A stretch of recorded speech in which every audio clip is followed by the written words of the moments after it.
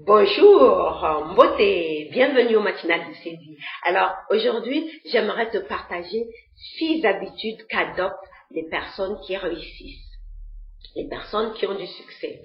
La première chose à considérer, c'est que le succès n'est pas qu'en matière professionnelle ou en matière financière. Avoir du succès, ce n'est pas seulement être milliardaire ou gagner beaucoup d'argent. Avoir du succès, ce n'est pas seulement avoir une belle carrière. Avoir du succès, ce n'est pas seulement avoir la grande maison ou bien une grande compagnie. Non, avoir du succès peut être tout simplement avoir des relations harmonieuses, équilibrées avec son entourage. Ça aussi, c'est du succès. Avoir du succès, c'est tout simplement avoir une bonne relation avec ses enfants. Ça, c'est aussi le succès. Le succès se mesure aussi à ce niveau. Avoir du succès, c'est tout simplement être bien avec soi-même au quotidien.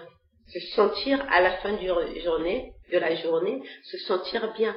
Ça, c'est aussi le succès. Donc, le succès, ce n'est pas seulement à l'extérieur, ce n'est pas seulement en considérant les circonstances extérieures. Les circonstances extérieures ne sont qu'une valeur ajoutée au succès personnel, au succès qu'on peut ressentir en soi, ou bien de l'amour en soi, dont je parle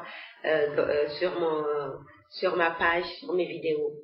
Mais donc, je parlais du succès, donc des 6 habitudes qu'ont les personnes qui ont du succès.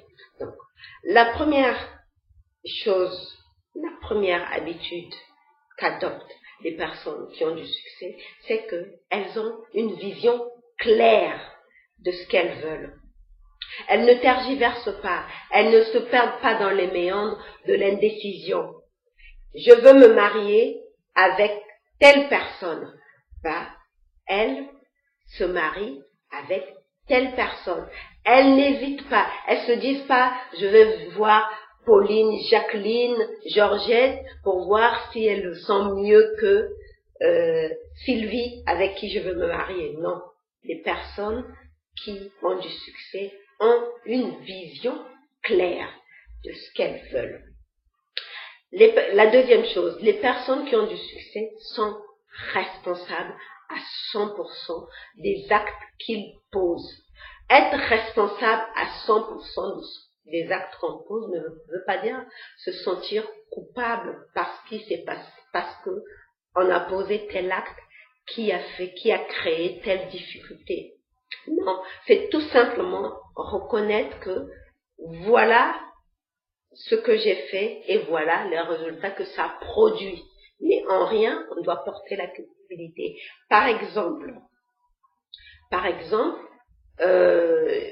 récemment, en ce moment, je parle beaucoup de mon fils. L'année dernière, au 2e trimestre, ses notes ont chuté. Pourtant, je m'étais mis en tête de veiller, de surveiller ses devoirs, son travail. Mais bon, j'ai manqué de vigilance et ses notes ont chuté. J'étais responsable. Je me suis sentie responsable de la chute des notes de mon fils. Mais en rien, je me sentais coupable parce qu'il avait de moins bonnes notes qu'il les avait au 1er trimestre. Je ne me sentais pas coupable. Mais j'étais responsable d'avoir manqué de vigilance sur le travail de mon fils.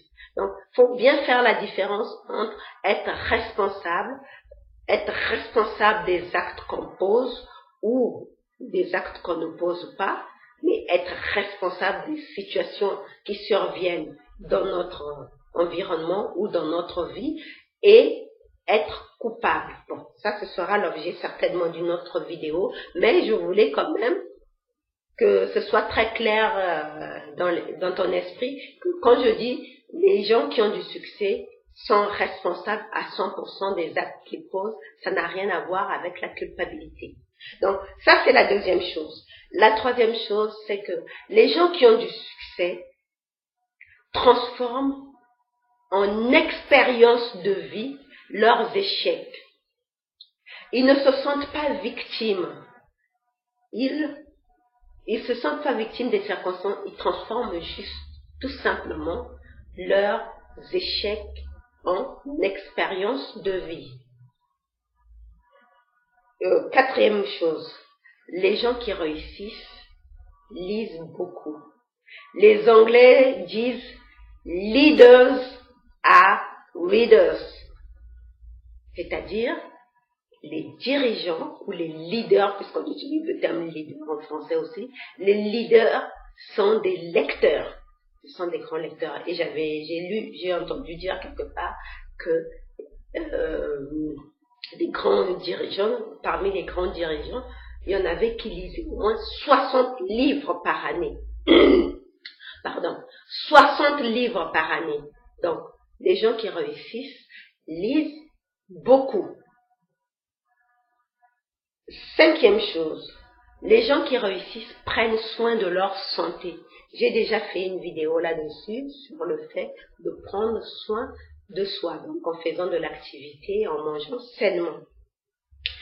Et la sixième chose, pardon, j'ai un chat dans la gorge. La sixième chose, c'est que les gens qui réussissent n'ont pas peur de céder la place. Ça me rappelle une anecdote d'Andrew Carnegie que j'ai lu récemment. Andrew Carnegie et George Pullman se disputaient un contrat faramineux sur les chemins de fer dans le Pacifique aux États-Unis. Et à force de se mettre les bâtons dans les roues à l'un et à l'autre pour que chacun gagne le contrat, Andrew Carnegie s'est dit que c'était pas la meilleure stratégie à adopter. Donc il a changé de tactique et est allé voir Pullman pour lui proposer une association.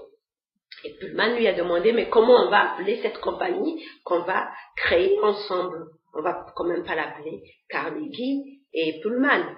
Carnegie de lui répondre, mais on l'appellera Pullman. On l'appellera Pullman Company.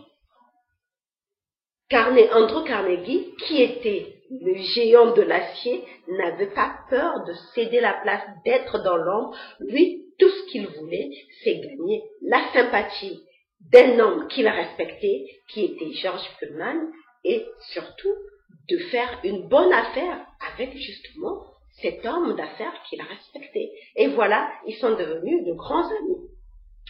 Donc, voilà ce que font les personnes qui ont du succès. Donc, je te rappelle, les personnes qui ont du succès ont une vision claire de ce qu'ils veulent. Ils sont responsables à 100% des actes qu'ils posent. Ils transforment leur échec en expérience. Ils lisent beaucoup. Ils prennent soin de leur santé et ils n'ont pas peur de céder la place. Je vais terminer en te lisant cette citation de Alfred Capu. Alfred Capu dit ceci. Le succès est la valeur personnelle multipliée par les circonstances. Je te remercie d'avoir regardé cette vidéo et si elle t'a plu, pense bien à liker, à laisser un commentaire pour me dire comment toi tu considères le succès et partage autour de toi parce que ça peut aider quelqu'un à mieux appréhender ce que c'est que le succès et adopter les habitudes qu'adoptent les gens qui ont du succès. Passe une très bonne journée dans la joie et la bonne humeur et n'oublie pas de mettre du soleil. Je te retrouve demain. Bye bye.